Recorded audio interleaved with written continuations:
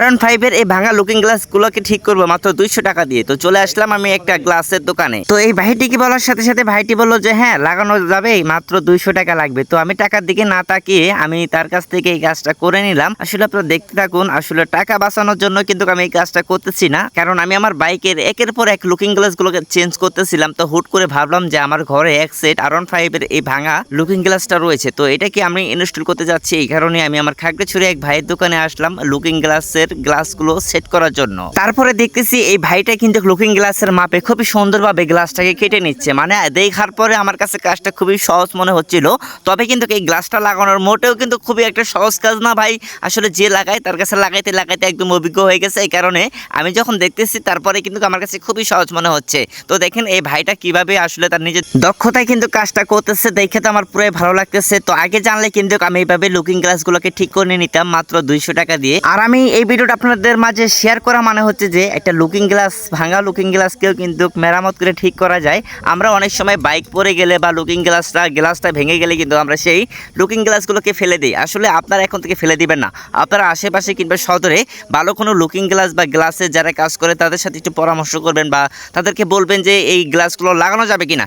কারণ যারা গ্লাসের কাজ করে তাদের কাছে কিন্তু গ্লাস যে কোনোভাবে ফিটিং করা তাদের কাছে সম্ভব। তো ভাইটি দেখতেছেন কত সুন্দরভাবে কিন্তু আকার ইঙ্গিতে খুবই সুন্দরভাবে গ্লাসগুলোকে কেটে ফেলতেছে। আমার মনে হচ্ছে যে কাজটা খুবই সহজ।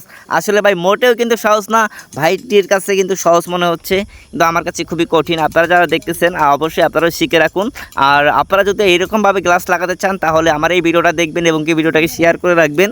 পরবর্তীতে আপনার বাইকে কিংবা বন্ধু বান্ধবের বাইকে লুকিং গ্লাস ভেঙে গেলে এরকমভাবে আপনার অন্য জায়গায় ভিডিওটা দেখাইলে কিন্তু তারা খুবই সুন্দরভাবে বুঝে শুনে এইভাবে গ্লাসগুলো লাগিয়ে দিতে পারবে। তো গাইস বরাবরের মতো কিন্তু গ্লাসগুলোকে কাটা শেষ হয়ে গেছে। এখন লুকিং গ্লাসটাকে একটু মেরামত করতে হবে, মানে নতুন একটি গ্লাস ফিটিং করার জন্য নতুন একটি মাপে আবার নতুন করে সেই লুকিং গ্লাসগুলোকে আবারও ঠিকঠাক করতেছে ভাইটা। আসলে খুবই দক্ষ, এর আগে অনেকগুলো গ্লাস লাগাইছে, তার সাথে আমি কথাবার্তা বললাম। আসলে ভাইটার লোকেশন যদি আমি আগে জানতাম আরও আগে নিয়ে আসতাম।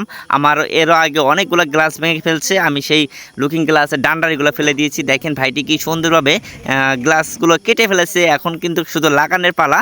তারপরেও ভাইটি যেভাবে কাটছে তার থেকে একটু বড় হয়ে গেছে, আবারও সেই সাইড দিয়ে কিন্তু খুবই সুন্দরভাবে আবারও কাটতে হবে, কারণ যে মাপে কাটছে একটু বড় হয়ে গেছে, বলতে বড় হবেই। তো এটাকে কিন্তু আবারও সেই সুন্দরভাবে ফিনিশিং করবে, আপনাদেরকে দেখাচ্ছি।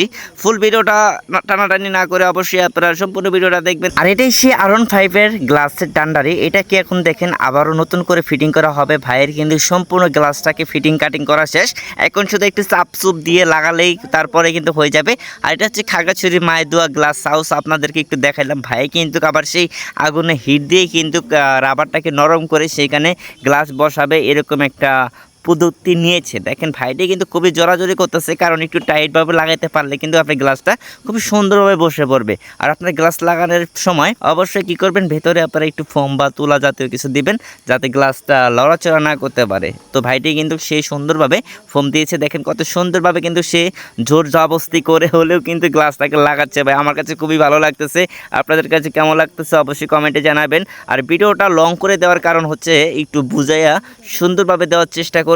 আর যদি সংক্ষিপ্ত আকারে দিতাম অনেক এখান থেকে স্কিপ বাদ যাইতো, তো আমি চেষ্টা করছি আপনাদেরকে পুরোপুরি সেটআপটা আপনাদেরকে দেখানো। তো গাইস এই হচ্ছে ফাইনাল লুক, আপনারা দেখতে পাচ্ছেন শেষ পর্যায়ে কিন্তু সেই গ্লাসের আটা কিংবা গাম দিয়ে কিন্তু খুবই সুন্দরভাবে এরকম ভাবে লাগিয়ে দিচ্ছে। আর এই গাম না দিলে কিন্তু যখন তখন আবার গ্লাসগুলো খুলে যাবে। তো ভাইটি অনেক পরিশ্রম করার পরে কিন্তু এই যে দেখতে পাচ্ছেন ফাইনাল লুক দেখে কিন্তু বোঝা যাচ্ছে না এটা পুরান কিংবা নতুন। তবে আসলে পুরান জিনিসকেও যে মেরামত করলে যাতে সুন্দর একটা সুন্দর লুক আসে, ভাই না দেখলে বুঝতে পারতাম না। দেখেন তো আসলে এটা কি দেখে বোঝা যাচ্ছে এটা কি নতুন নাকি পুরাতন।